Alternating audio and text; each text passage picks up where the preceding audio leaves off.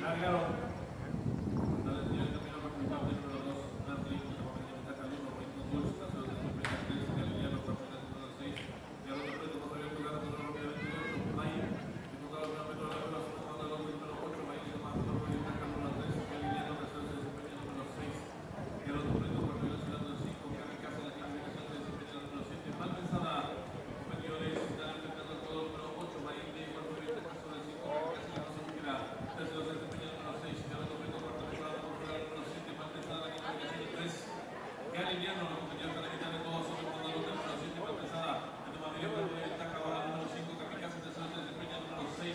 Carlos Preto, cuarto preparado por fuera, base número 4, tornador y la recta final.